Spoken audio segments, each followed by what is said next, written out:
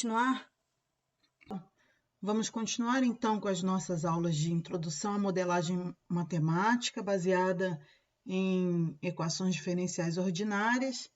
Essa é a minha segunda aula, eu sou a professora Flávia Bastos. A numeração das minhas aulas não corresponde exatamente à numeração do slide que eu estou utilizando para a apresentação. Vai corresponder com o número do arquivo que eu vou postar, que eu vou publicar lá no Classroom para vocês, tá? Fiquem atentos, por favor. Na aula anterior, nós tratamos do problema de uma única equação diferencial. A gente começou assim, né, com um problema assim, usando a equação mais simples que a gente podia, né, a equação diferencial mais simples, que era uma equação de primeira ordem, né, x' igual a x. E depois a gente tratou de fazer algumas modificações nessa equação para que ela efetivamente representasse um modelo de crescimento populacional e com isso a gente conseguisse ter algum significado mais físico, né, mais fenomenológico para essa equação. Pois bem, a gente então estava tratando de problemas cuja modelagem era representada por uma única equação diferencial e, no caso, uma equação diferencial de primeira ordem, que eu tinha a primeira derivada, né? Hoje, a gente vai iniciar a aula falando de problemas em que a explicação, né, o fenômeno, ele vai envolver não mais somente a primeira derivada, e sim a segunda derivada. E daí a gente vai aprender que um problema com equações diferenciais de ordens mais elevadas, né, de maiores ordens, podem ser transformados em um sistema linear de equações diferenciais de primeira ordem. O exemplo que vai servir bem para explicar isso, né, quando que eu tenho equação diferencial de ordem maior, né, não só de primeira ordem, mas de ordem maior, o melhor exemplo que eu posso apresentar para vocês é o do oscilador harmônico. Como é que eu posso representar um oscilador harmônico? Vamos olhar aqui esse diagrama, o chamado diagrama de corpo livre de um corpo. Imagine um corpo, uma massa, tá? Um bloco que tem uma massa M, e ele está aqui em repouso, né, apoiado sobre rodinhas. Você pode imaginar isso aqui como rodinhas mesmo. E ele está ligado na parede aqui por uma mola. E eu venho, então, no primeiro momento ele está em repouso. Então, essa mola aqui, ela tem uma configuração original, que a gente diz assim, uma configuração indeformada, né? É a configuração de fábrica da mola. E aí eu vou estabelecer uma configuração de referência x igual a 0. Né? Tudo parado, a mola em repouso aqui, em contato com o chão, e essa posição inicial aqui, x igual a 0, que designa a configuração indeformada dessa mola para o momento em que está tudo em repouso. Aí imagine que eu venho aqui nesse corpo, né, e aplico sobre ele, né, uma força que pode ser, não sei se vocês conseguem enxergar aqui, deixa eu ver se eu consigo dar zoom nesse programa, consigo, né?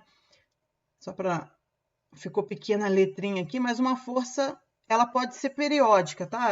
Ela pode ser periódica, mas ela pode ser constante, ela pode variar com o tempo, mas uma força, estou aplicando nesse corpo aqui uma força, o que vai fazer com que esse corpo assuma um deslocamento e, consequentemente, uma velocidade, tá?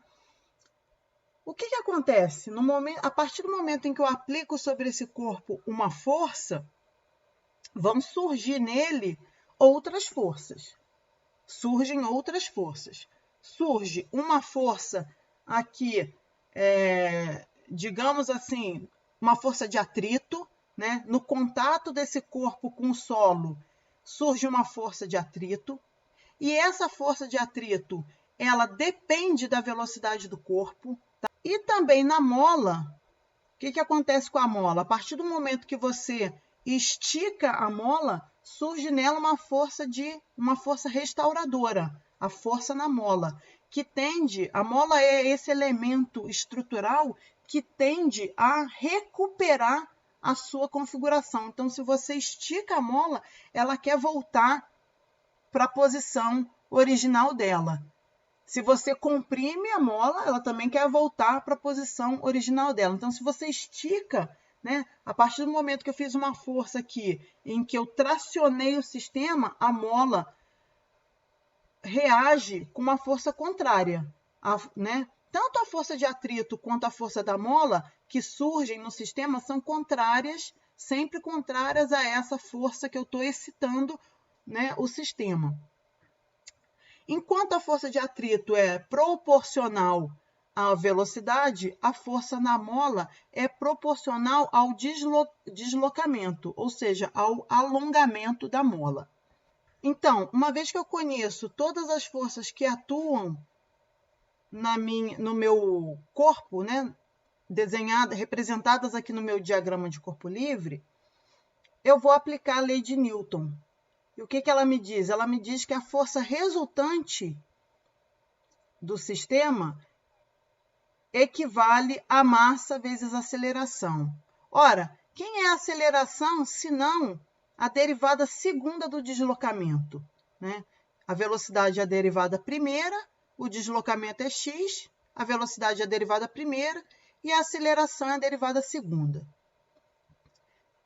E a força resultante, né? Para eu escrever a força resultante, ela é a soma vetorial das minhas forças.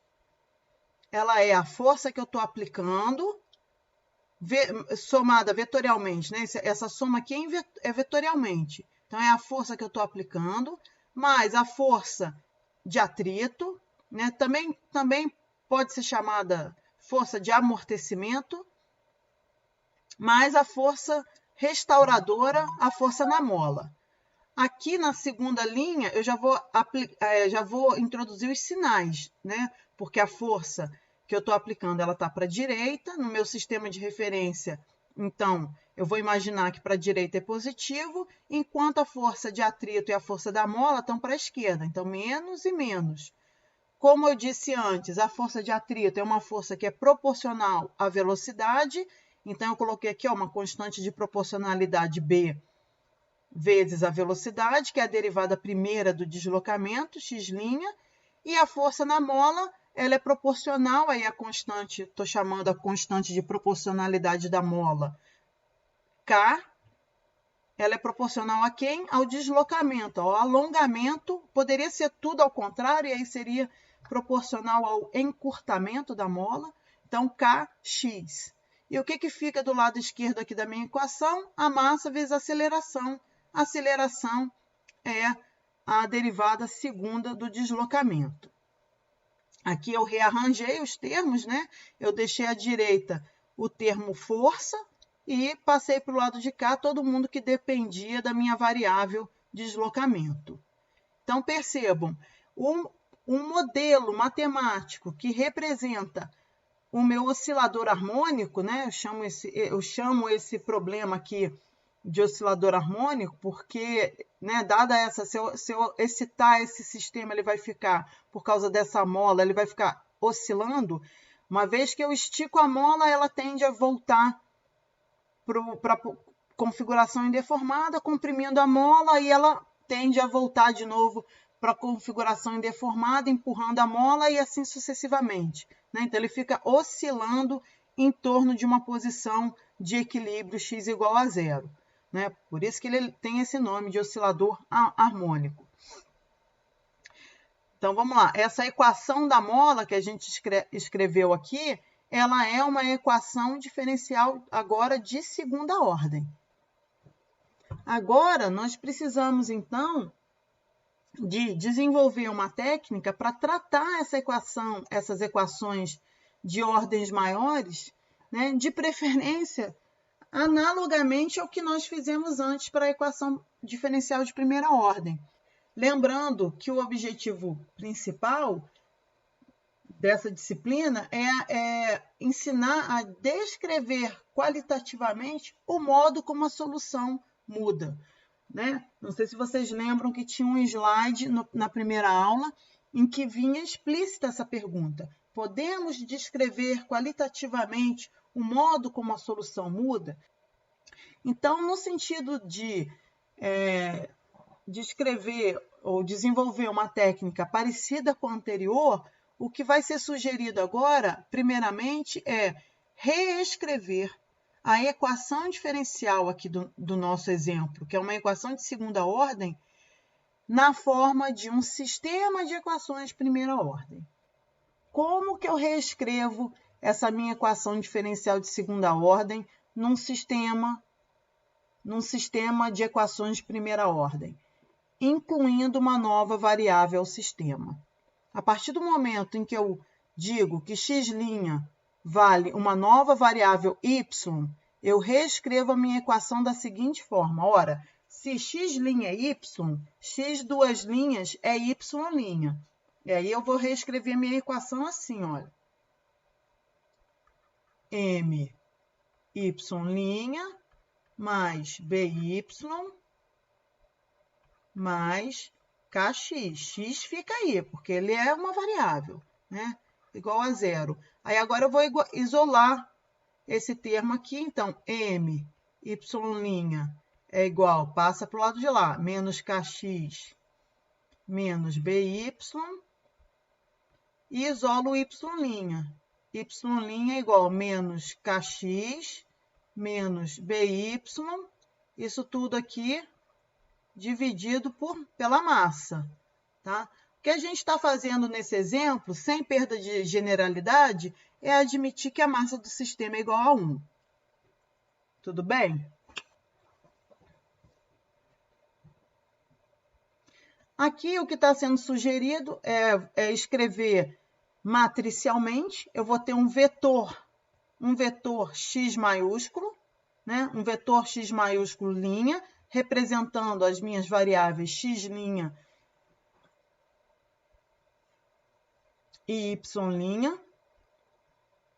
E se eu organizar do lado de cá, né? Se eu organizar do lado de cá, o que eu vou ter é uma matriz de coeficientes e um vetor x representando as variáveis x e y. E o que ele está falando é que a gente pode generalizar essa técnica, né, para qualquer equação diferencial ordinária. Quer dizer, uma equação de terceira ordem, uma equação de quarta ordem, eu posso fazer sempre essa brincadeira de introduzindo novas variáveis no sistema a ponto de transformar ela num novo sistema de equações diferenciais de primeira ordem.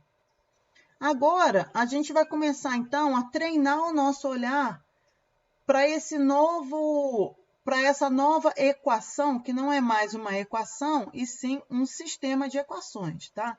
Quer dizer, olha como é que ela é parecida, escrita dessa forma, né? E relembra muito a equação que a gente tinha antes, né? X'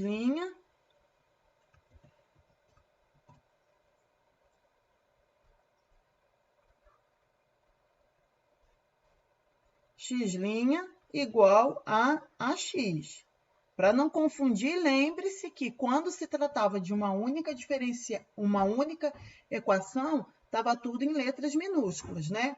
A variável x e a sua derivada x'. Agora, em letra maiúscula, para lembrar que a gente tem um vetor x e o vetor contendo as derivadas das variáveis x, tá? Mas a gente quer traçar agora sempre uma analogia ao que a gente fazia com essa equação diferencial. Ora, a gente não aprendeu a perceber a mudança da solução a partir desse parâmetro A? A pergunta agora é se essa matriz, olha, a matriz de coeficiente A tem algo a me dizer sobre isso agora. Né? Lá eu aprendi a verificar que o comportamento da solução mudava por causa do sinal do parâmetro A. né? Para essa primeira equaçãozinha aqui, eu vi que quando o A era positivo, o meu ponto de equilíbrio era fonte. Quando o A era negativo, o meu ponto de equilíbrio era sumidouro. E agora? Eu quero continuar pesquisando pontos de equilíbrio e a natureza desses pontos de equilíbrio. Será que, olhando para a minha matriz de coeficientes, né, de uma forma análoga, aqui é o que eu fazia com A, será que eu consigo agora olhar para a minha matriz de coeficientes A e já antever algo sobre a solução? É o que a gente vai começar a treinar a fazer agora. Então, a gente vai começar a estudar alguns sisteminhas, tá? A minha matriz de coeficientes pode ter os 4 coeficientes, né? Ela pode vir cheia, tá? Mas a gente vai começar com um modelo em que ela não vem cheia. Ela vem assim, olha, a diagonal dela vem nula e eu venho só com os coeficientes B e C, sendo B igual a 1 e C igual a menos 1. Isso quer dizer que eu estou trabalhando com essa equação aqui, ó. Mx duas linhas mais Kx igual a zero. Esse é o exemplo do oscilador não amortecido, tá? Então, quando eu não tenho B, esse cara aqui vai ser igual a zero, olha. Então, é um oscilador não amortecido. E aqui tem mais uma coisa, a gente está dizendo que a força é nula. Quer dizer, é como se eu tivesse pegado o meu bloquinho, tivesse dado um peteleco nele aqui, mas tivesse soltado ele. Aí fica a molinha lá. Aí fica o oscilador não amortecido, porque fica a molinha indo e vindo, indo e vindo, indo e vindo, né? De antemão, já vai se perguntando o que acontece no oscilador não amortecido, né? Esse bloquinho que você deu um peteleco nele, ele não tem amortecimento, ou seja, não tem atrito. Imagina um bloco que não tem atrito, você excitou ele com uma força, deu uma força, deu um peteleco nele, puxou ele, soltou e parou, olha. Seu F de T é nulo. Você não continuou aplicando nenhuma força ao longo do tempo nesse bloquinho, né? Então, mesmo que você não entenda nada de equações diferenciais ordinárias, você não tem uma ideia do comportamento da solução? Já vai pensando nisso aí. E para não perder, para ficar tudo mais simples, sem perda de generalidade, eu estou falando que tanto a massa quanto a constante da mola é igual a 1. Então, olha lá, a brincadeira é você pegar a sua equação e escrever ela, é uma equação diferencial de segunda ordem, e eu vou escrever ela na forma de um sistema de equações diferenciais de primeira ordem. Sempre eu faço assim, eu escrevo a primeira linha, sou eu inserindo uma nova variável no sistema. Estou dizendo que x' é y. E aí, na segunda linha, eu estou fazendo isso. Eu estou reescrevendo a minha equação assim. M, se x' é y, x duas linhas é y'. Mais kx igual a zero. Aí eu isolo, passo para o lado de lá, né? M, y' é igual menos kx. Y' é igual menos k sobre mx. Como k e m são iguais a 1, aí ficou escrita essa segunda equação, tá? É simples transformar a equação diferencial de segunda ordem num sistema de equações. Depois eu escrevo o meu sistema na forma matricial. Eu tenho um vetor x, o vetor x', o vetor x, e para isso aqui, né? Para isso aqui representar o meu sistema, eu preciso ordenar a minha matriz de coeficientes. Concorda que essa multiplicação aqui, 0, 1, menos 1, 0, x, y, recupera as minhas equações do sistema? Concorda? Então, beleza. Essa aqui é a minha matriz de coeficientes. 0, 1, menos 1, 0. Deixa eu dar uma apagada aqui para ficar mais fácil de ver. Essa aqui é minha matriz de coeficiente. Fotografa ela, tá? Fotografa ela. Como é que ela ficou? A diagonal dela é nula, ficou termos fora da diagonal, ficou tipo assim, ó, 1 e menos 1. O cara que está aqui e menos ele. O cara que está aqui e menos ele. Fotografa ela. Aí lembra quando a gente começou? Quando a gente começou a brincadeira? Quando a gente começou a brincadeira da primeira equação, a mais simples possível, a gente não sabia qual era a solução dela? Era exponencial. Para que a gente... Por que foi importante eu saber a solução dela? Porque eu desenhei a solução e depois eu fiquei comparando diversos valores de A baseado na solução que eu conhecia, para aprender, para treinar, né? Para me treinar sobre o que esse A aqui interferia no comportamento da solução. Aqui no meu sistema, no meu sistema análogo, né? Nesse cara aqui que é um sistema diferencial, mas é análogo à minha primeira equação diferencial, eu vou fazer a mesma coisa. Eu vou me perguntar, será que eu conheço a solução dele? Será que eu conheço a solução desse sistema? Conheço, ó, por inspeção, tá? Por inspeção. Cálculo 1.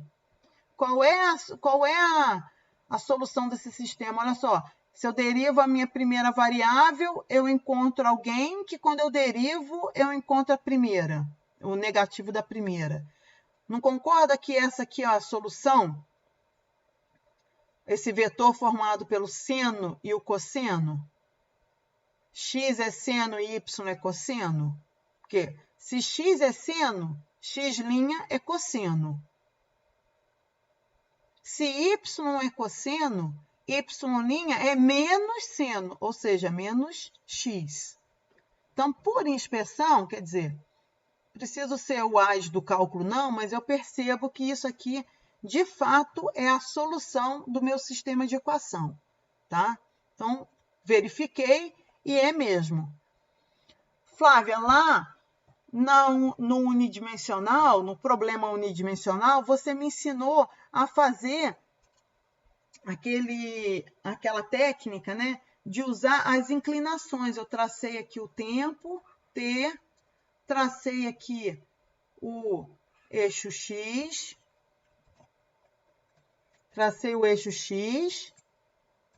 e para cada pontinho eu ia fazendo as inclinações, né? Eu aprendi a olhar o lado direito, eu tinha lá a minha equação, x' é igual a x.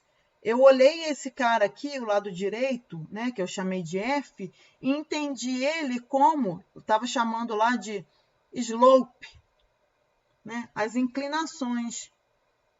Era o meu slope field. No slide anterior você confere, né? E como eu não tinha o tempo t explícito aqui no lado direito, era o tipo, né? A natureza dessa equação diferencial era autônoma. Então, eu fazia essa colunazinha aqui e ela se repetia, né? Ela ficava igualzinha para os outros tempos, né? Ela se repetia continuamente para qualquer tempo. E aí eu sabia o quê?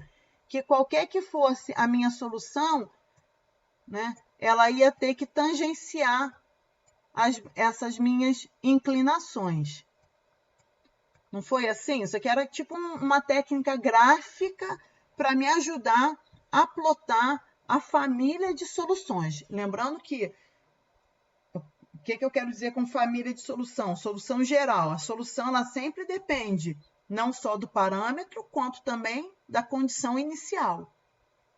Então, é por isso que a gente, quando está estudando solução, a gente está estudando de uma maneira geral a solução do problema, porque vai sempre depender do parâmetro e vai depender da condição inicial. Então, a gente usou essa técnica aqui, lá no 1D, né? No 1D, quando eu só tinha uma equação diferencial, a gente usou o slope field, o campo das inclinações. Agora, é 2D. para esses exemplos que a gente está tratando aqui, com o sistema de equações, a gente tem 2D. Então, não dá mais para traçar só uma inclinação. Só uma inclinação. A gente tem x e y. Mas a gente vai fazer uma coisa muito parecida com isso aqui. A gente vai usar o campo vetorial. O campo vetorial. Enquanto aqui, para cada ponto x, né, a gente imaginava x como uma partícula, né, fazendo uma abstração. A gente imaginava ele como um ponto no espaço. Em cada ponto, a gente imaginava em cada ponto a gente imaginava uma inclinação, para cada x, a gente imaginava uma inclinação. Agora, para cada ponto, a gente vai imaginar um vetor. Um vetor. Então, se aqui eu tinha um f, uma função f, indicando uma inclinação, agora, esse cara aqui, ó, o lado direito da minha equação, ele vai me indicar o quê? Um vetor. Então, vamos lá. Como que eu desenho o meu campo vetorial? Vou traçar aqui o meu domínio XY.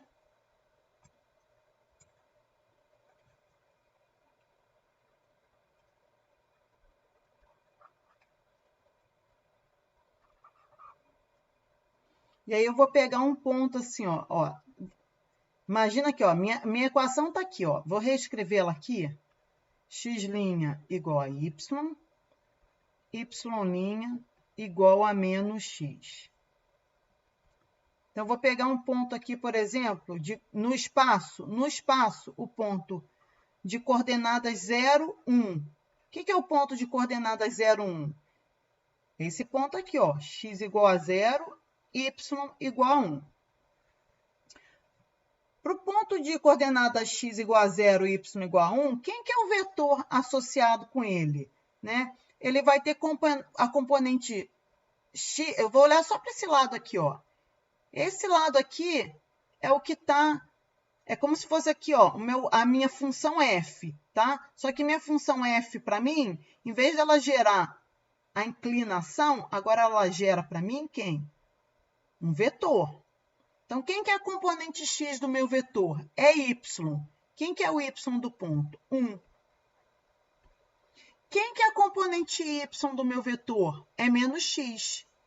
Menos x. X é 0, menos 0, 0. Ou seja,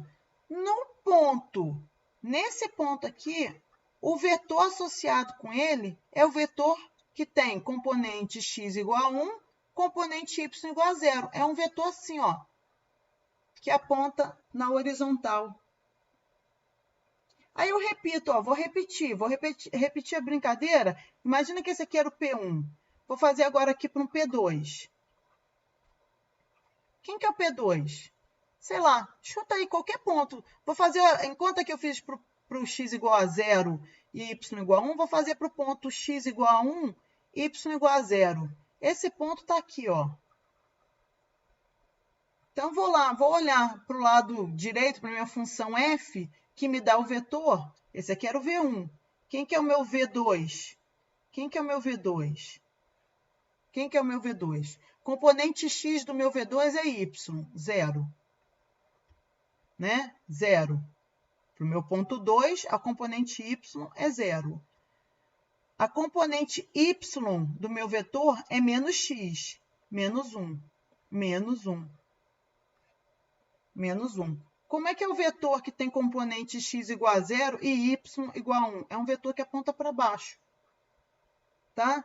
Se você continuar essa brincadeira e seguir aqui, ó, você vai encontrar vetor na horizontal para a esquerda para esse ponto e um vetor na vertical para cima para esse ponto. Se você repetir continuamente essa brincadeira, tá? Mudando os pontos dentro do seu domínio, né? Do seu domínio XY, você vai encontrar essa figura aqui. Acontece que essa figura está desenhando os vetores com os seus tamanhos, tá? Quando eu faço essas substituições, eu estou encontrando vetores com as suas devidas magnitudes. Aí acontece que fica confusa a figura, porque um vetor se sobrepõe ao outro. E aí fica de difícil interpretação essa figura. A solução é você normalizar esses vetores. Ao invés de eu usar o vetor V, eu usar o vetor unitário do V. Na minha brincadeira, como eu escolhi pontos que geram vetores já unitários, quer dizer, o ponto 0, 1 gerou um vetor unitário, porque o tamanho desse vetor aqui, um vetor 1, 0, qual que é o tamanho dele? 1. Mas se eu tivesse escolhido, por acaso, o ponto 0, 2, o vetor seria 2, 0. Então, não é um vetor unitário, tem tamanho 2. Para ele virar um vetor unitário, eu teria que dividir pelo módulo dele, que é 2. Então, se eu tivesse escolhido o outro cara, ele seria assim, né? Ele estaria aqui em cima, ele seria maior. Então, as minhas setas iam crescendo progressivamente. Por isso que ia dar essa confusão aqui, tá? A partir do momento que eu faço unitários, todos os vetores vão ficar do mesmo tamanho. Tá? Vai ficar todo mundo unitário.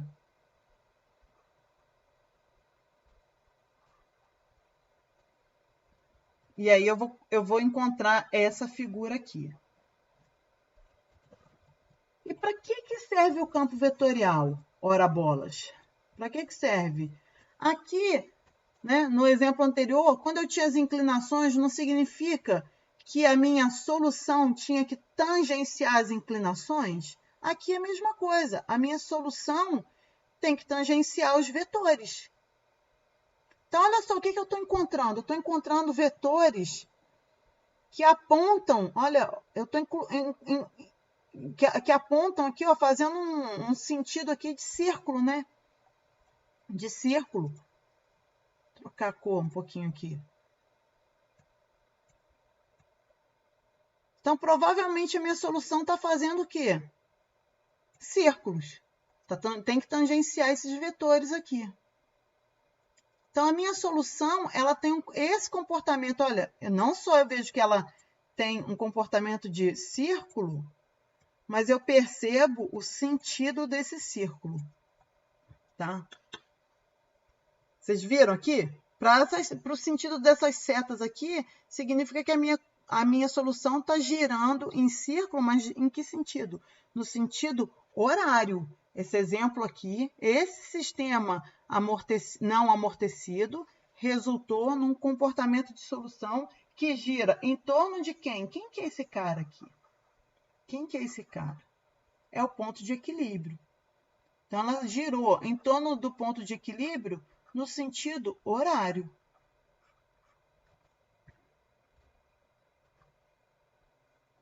Tá certo, gente?